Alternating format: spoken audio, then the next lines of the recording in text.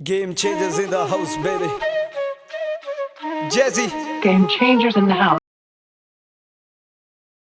ਸੋ ਹਾਂਜੀ ਗਾਇਸ, ਕੀ ਹਾਲ ਚਾਲ? ਮੈਂ ਆਪਣਾ ਜੈਜ਼ੀ ਤੇ ਮੇਰੇ ਨਾਲ ਹੈਗਾ ਮਨੀ।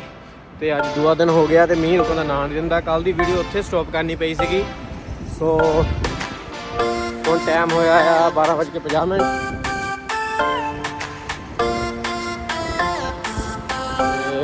ਹੁਣ ਆਪਾਂ ਕਿੱਥੇ ਜਾਣਾ? ਹੁਣ ਆਪਾਂ ਚੱਲਿਆ ਟਾਊਨ ਕੋਲ।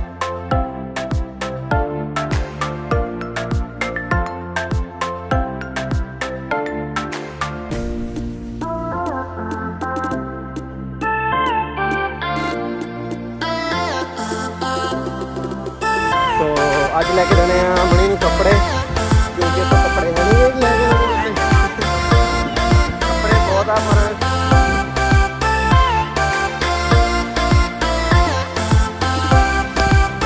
ਮੀਂਹ ਆ ਗਿਆ।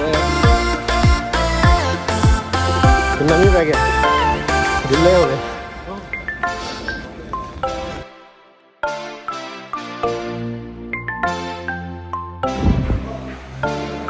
ਗਾਇਸ ਪੂਰੀ ਤਰ੍ਹਾਂ ਭਿੱਜ ਗਏ ਆ। ਹਾਂ ਭਿੱਜ ਗਿਆ।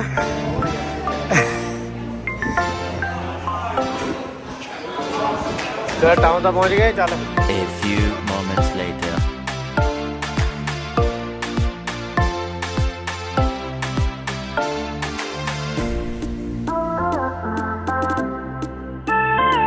ਮੀਂਹ ਹਟ ਗਿਆ।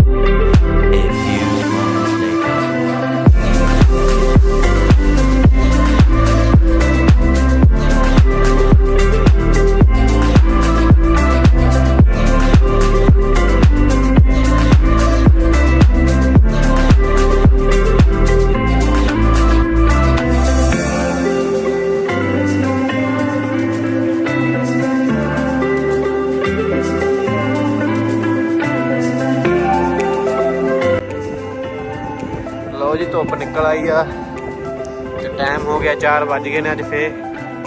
ਤੇ ਹੁਣ ਜਾ ਕੇ ਮੀਂਹ ਹਟਿਆ ਤੇ ਹਾਲੇ ਘੰਟੇ ਬਾਅਦ ਕਹਿੰਦੇ ਫੇਰ ਮੀਂਹ ਪੈਣਾ ਆ। ਕਲਾਉਡ ਦਾ ਕੋਈ ਪਤਾ ਨਹੀਂ ਹੈਗਾ ਕਿਹੜੇ ਵੇਲੇ ਮੀਂਹ ਆ ਜਾਂਦਾ।